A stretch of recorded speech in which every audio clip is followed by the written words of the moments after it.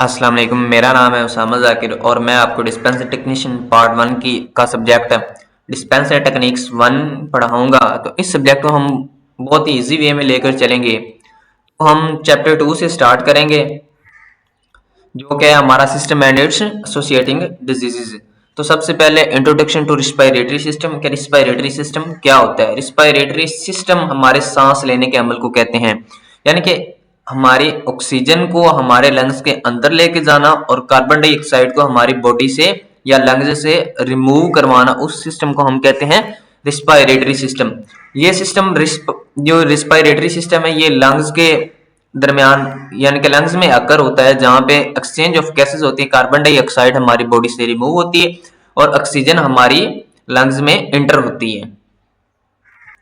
अब हमारा जो सेलुलर फंक्शन होता है, उसको जितनी ऑक्सीजन काम करने के लिए रिक्वायर्ड होती है, ये सिस्टम उसको उतनी ऑक्सीजन प्रोवाइड करता है और वहां से कार्बन डाइऑक्साइड को as a by product remove करवाता है। अब यहाँ पे क्वेश्चन ये है कि ऑक्सीजन हमारे सेलुलर रिस्पायरेशन के लिए क्यों जरूरी है? ऑक्सीजन हमारे सेलुलर रिस्पायरेशन के लिए इसलिए जरूरी है क्योंकि ये इलेक्ट्रॉन ट्रांसपोर्ट में फाइनल इलेक्ट्रॉन्स को एज एक्सेप्टर के तौर पर ये काम करता है, जहां पर शेल का ज्यादातर एटीपी भी तैयार होता है। क्वेश्चन यहाँ पे ये भी होगा कि इलेक्ट्रॉन फ्लो क्या होता है। तो electron flow oxygen electron transport chain में कैरियर प्रोटीन से इलेक्ट्रॉन को एक्सेप्ट करता है, जिससे वो एक नेटवर्क बनाते हैं या एक वो चेन बनाते हैं। ऑक्सीजन के बगैर इलेक्ट्रॉन तो बन जाएंगे, लेकिन जो उनका फंक्शन, जो उनका काम करने का सिलसिला है, वो मुकम्मल तौर पर स्टॉप हो जाएगा, रुक जाएगा। उसके अलावा जो ऑक्सीजन है वो हमारे इलेक्ट्रॉन और हाइड्रोजन आयंस जो कि हमारी बॉडी के अंदर होते हैं, उनके साथ मिलकर वाटर बनाता है, जो कि हमारे सेलुलर रिस्पायरेशन सिस्टम के लिए एज ए बाय प्रोडक्ट तौर पे काम करता है। सेलुलर रिस्पायरेशन क्या है? सेलुलर रिस्पायरेशन एक कैटाबॉलिक प्रोसेस है जो कि लार्ज मॉलिक्यूल्स को स्मॉल मॉलिक्यूल्स में तोड़ता है, यानी कि उनकी ब्रेक डाउन करता है। और इसके अलावा जैसे कि एटीपी को तोड़कर यानी कि एनर्जी हमारी बॉडी में वो एज एनर्जी हमारी बॉडी में प्रोवाइड करता है। तो इसके दो ट्रैक हैं रिस्पायरेटरी सिस्टम के, एक रिस्पायरेटरी अपर ट्रैक है और एक रिस्पायरेटरी यानी कि एक लोअर रिस्पायरेटरी ट्रैक है और दूसरा अपर रिस्पायरेटरी ट्रैक है। तो अपर रिस्पायरेटरी ट्रैक में क्या क्या आता है? हमारे अपर रिस्पायरेटरी ट्रैक में नोज आती है, हमारा नाक आता है, माउथ आता है, सिंसेस आते हैं, फीलिंग्स आता है, लेरिंग्स आता है। और हमारे लोअर रिस्पायरेटरी ट्रैक में ट्रैकिया आता है, ब्रोंकी आता है, ब्रोंक्यूल्स आते हैं, एल्वोलाई आता है और लंग्स आते हैं।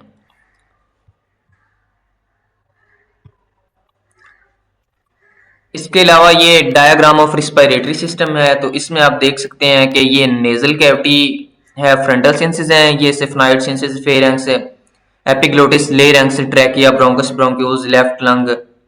इन चीजों का तो आपको शायद पता होगा, लेकिन अगर नहीं पता तो ये आप अनॉटमी की बुक में आप इनको डिटेल से पढ़ेंगे। रिस्पायरेटरी सिस्टम में जो अनॉटमी में दिया हो उसमें ये आपको चीजें डिटेल से पढ़ाई जाएंगी कि ब्रोंकी क्या होता है, ट्रैकिया क्या होता है, ब्रोंक्यूल्स क्या होते हैं, एल्वोलाई क्या होता है, उसके बाद फेरेंक्स क्या होता है, लेरिंक्स क्या होता है, नोज, उसके बाद sphenoid sinuses, frontal sinuses, nasal cavity, ये सब, और डायाफ्राम, ये सब आपको अनॉटमी की बुक में बहुत अच्छे तरीके से रिस्पायरेटरी सिस्टम के टॉपिक में क्लियर किया जाएगा और शायद आपने पढ़ भी लिया हो। तो ये मतलब कि अगर वो आपसे पूछ लेते हैं शॉर्ट क्वेश्चन में कि डायग्राम ऑफ रिस्पायरेटरी सिस्टम, तो आपने ये डायग्राम बनानी है और इनके चंद एक नाम आपने मेंशन कर देने हैं, जैसे कि नोज हो गया, लेरिंक्स हो गया, फेरेंक्स हो गया, ट्रैकिया हो गया, ब्रोंकी हो गया, ब्रोंक्यूल्स हो गए, एल्वोलाई हो गया, लंग्स हो गया और डायाफ्राम हो गया। तो हमारा जो मेन टॉपिक है डिस्पेंसर टेक्नीशियन का वो है नमोनिया। नमोनिया क्या होता है? Pneumonia is an inflammation condition of the lungs. जो नमोनिया है ये हमारे लंग्स की इन्फ्लेमेशन कंडीशन है, यानी कि इन्फेक्शन ऑफ लंग्स है। इसको हम इन्फेक्शन ऑफ लंग्स भी कह सकते हैं। अब इस बीमारी के दौरान यानी कि नमोनिया के दौरान जो हमारे लंग्स हैं उनके दरमियान इन्फेक्शन हो जाता है, जो कि हमारे एल्वोलाई या ए शेक्स को अफेक्ट करता है। अब यहाँ पे क्वेश्चन ये आएगा कि एल्वोलाई क्या होते हैं?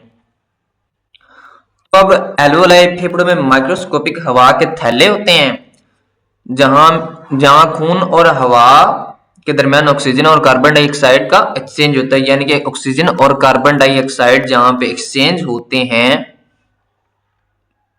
खून और हवा के दरमियान, तो ये आप देख सकते हैं कि जो नॉर्मल लंग्स है वो देख लें और जो नमूनिया वाले लंग्स है वो देख लें। इसमें ये स्पुटम, ये बलगम वगैरह या इन्फेक्शन वगैरह, ये इसको हम रेशा वगैरह आप जो भी कहते हैं, ये स्पुटम के अंदर फील्ड होती है, तो ये इन्फेक्टेड लंग्स है। और ये आप नॉर्मल लंग्स भी देख सकते हैं इस डायग्राम में, और ये आप इन्फेक्टेड लंग्स भी देख सकते हैं। उसके अलावा एल्वेओलाई का जो फंक्शन होता है वो ड्यूरिंग इनहेलेशन, यानी कि सांस लेने का जब हम सांस लेते हैं तो एल्वेओलाई एक्सपैंड हो जाते हैं और ऑक्सीजन हमारी लंग्स में एंटर होती है, और ड्यूरिंग इनहेलेशन वो एक्सपेल हो जाते हैं, यानी कि सुकड़ जाते हैं और कार्बन डाइऑक्साइड हमारे लंग से रिमूव होती है। तो उसके अलावा इनकी लोकेशन के बारे में हम बात करते हैं कि एल्वेओलाई जो होते हैं वो ब्रोंक्यूल्स के एंड पे लोकेटेड होते हैं, जो कि फेफड़ों में एयर ट्यूब की छोटी शाखें भी हैं। तो इसके अलावा हम निमोनिया की सिम्टम्स के बारे में बात करेंगे। तो इसके सिम्टम्स में ये कफ विद स्पुटम, यानी कि बलगम के साथ खांसी आना, फीवर बुखार का हो जाना, चिल्स, उसके बाद डिफिकल्टी इन ब्रीथिंग, यानी कि सांस लेने में मुश्किल होना, ये इसके चंद एक सिम्टम है। इसके अलावा और भी बहुत से सिम्टम्स हैं, लेकिन आपके लिए एग्जाम के लिए ये इनफ है, यानी कि आपने ये चार भी अगर सिम्टम्स, अगर वो आपसे पूछता है कि निमोनिया के सिम्टम्स बताएं, तो अगर आपने ये चार भी लिख दिए कि cough with sputum, fever, chills, difficulty breathing, तो इनफ है आपके लिए, और आपकी बुक में भी शायद इतने ही दिए हुए हैं। तो निमोनिया की जो काजेज होती हैं, वो निमोनिया किन चीजों को, यानी कि निमोनिया का सबब क्या होता है, निमोनिया यानी कि किन का बाइस क्या होता है, तो ये बैक्टीरियल निमोनिया भी होता है, वायरल निमोनिया भी होता है, फंगल इन्फेक्शन या फंगल निमोनिया भी इसको हम कह सकते हैं। इसके अलावा जो हम एस्पायरेशन ऑफ फ्लूइड्स, यहाँ पे क्वेश्चन आएगा कि एस्पायरेशन ऑफ फ्लूइड्स क्या होता है। तो आप अक्सर ब्लड लेते होंगे, सैंपल लेते होंगे, तो जब हम सिरिंज के जरिए कोई भी फ्लूइड लेते हैं हमारी बॉडी से, तो उससे भी इन्फेक्शन वगैरह हो सकता है, या वो इन्फेक्टेड सिरिंज हो तो उससे भी निमोनिया हो सकता है। तो अब हम बात करेंगे कि बैक्टीरियल निमोनिया के जो वायरसेस हैं, यानी कि बैक्टीरियल निमोनिया के कौन से बैक्टीरिया जो कि निमोनिया का बायस बनते हैं। तो इसमें नमूनोकोकस, इसमें कौन सा न्यूमोकोकस बैक्टीरिया जो है वो इसका मेन बैक्टीरियल, यानी कि मेन बैक्टीरिया जो कि बैक्टीरियल निमोनिया का बायस बनता है। अब इसमें माइकोप्लाज्मा एक बैक्टीरिया है, वो भी इसका बायस बनता है निमोनिया का। तो ये चंद एक हैं, यानी कि ये सिर्फ आपके एमसीक्यूज वगैरह के लिए, अगर वहां पे आ जाता है कि बैक्टीरियल निमोनिया के लिए कौन सा वायरस है यानी किसका काज बनता है, तो ये आपने लिख उस पे वहां पे आपने ऑप्शन दिए होंगे, लेकिन आपने न्यूमोकोकस बैक्टीरिया जो होता है वो आपने वहां पे मार्क कर देना। तो ये निमोनिया जो बैक्टीरियल निमोनिया उसका मेन काज जो होता है, जो मेन बैक्टीरिया होता है वो होता है न्यूमोकोकस बैक्टीरिया। अब हम वायरल निमोनिया के जो काज होते हैं, या वायरल निमोनिया किन वजूहात से फैलता है, उसमें चंद एक वायरस आ जाते हैं वायरल में। इन्फ्लुएंजा वायरस का तो आपने नाम सुना ही होगा, इन्फ्लुएंजा वायरस, उसके बाद कोल्ड वायरस, उसके बाद आरएसवी। ये आरएसवी एक वायरस है जो कि 1 ईयर के कम उम्र के बेबीज जो होते हैं ना, उनमें ये बहुत ही जल्दी से फैलता है, और ये निमोनिया की एक बहुत बड़ी वजह बनता है। उसके अलावा मिजल वायरस, एटीसी, यानी कि बहुत से वायरस हैं।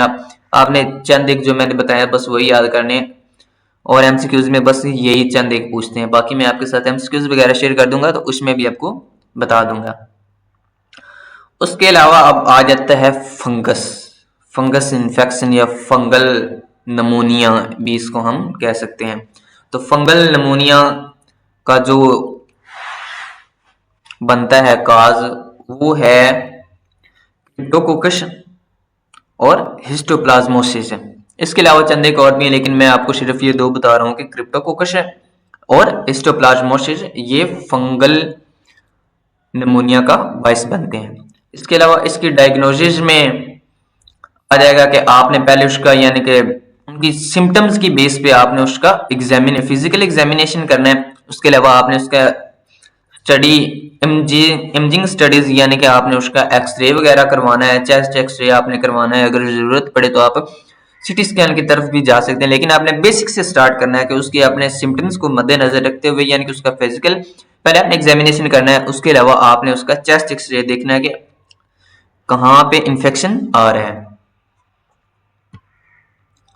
अब हम उसके ट्रीटमेंट की तरफ चलेंगे। तो ट्रीटमेंट नमूनिया की काजेस पर डिपेंड करते हैं। जैसे मैंने आपको तीन बड़ी वजूहत बताई हैं कि बैक्टीरियल नमूनिया, वायरल नमूनिया और फंगल नमूनिया। तो बैक्टीरियल नमूनिया को ट्रीट करने के लिए हम क्या करते हैं कि हम एंटीबायोटिक्स यूज करते हैं। आपने एंटीबायोटिक्स इंजेक्शन सेफ्ट्रिजोन का नाम सुना होगा, वो भी एक एंटीबायोटिक है। तो हम उनके लिए एंटीबायोटिक्स का यूज करते हैं।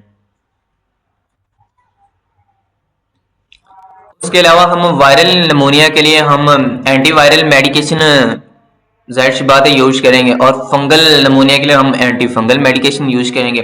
आपने ऐसा नहीं करना कि अब एक बंदे को है बैक्टीरियल नमूनिया और आप उसको एंटी फंगल मेडिकेशन दिए जा रहे हैं, तो उससे नमूनिया तो ठीक नहीं होगा लेकिन वो मजीद यानी कि सीवियर कंडीशन की तरफ जाएगा। और ऐसा भी नहीं है कि आप एक बंदे को अब वायरल नमूनिया और आप उसको बैक्टीरियल एंटीबायोटिक्स दिए जा रहे हैं कि ये एंटीबायोटिक्स से ठीक हो जाएगा, वो ऐसा नहीं है। अगर बैक्टीरियल नमूनिया है तो उसको हम यानी कि जो उसके यानी कि वजह है ना, यानी कि अगर बैक्टीरियल है तो उसको हम एंटीबायोटिक ही देंगे, उसको हम एंटीवायरल नहीं दे सकते। और अगर वायरल नमूनिया है तो उसको हम एंटीवायरल मेडिकेशन ही देंगे, उसको हम एंटी फंगल नहीं दे सकते। और अगर फंगल नमूनिया है तो उसको हम एंटी फंगल मेडिसिन नहीं देंगे, उसको हम ये एंटीबायोटिक और एंटीवायरल मेडिसिन नहीं देंगे। तो ये था हमारा आज का टॉपिक। इसके अलावा अगर आपका कोई भी क्वेश्चन हो तो आप कमेंट सेक्शन में बिला झिझक हमसे पूछ सकते हैं, और मैं उसका उस पे अगर ज्यादा क्वेश्चन हुए तो मैं वीडियो भी बना दूंगा, और अगर जो छोटे मोटे जो क्वेश्चन हुए मैं तो आपको कमेंट सेक्शन में रिप्लाई कर दूंगा।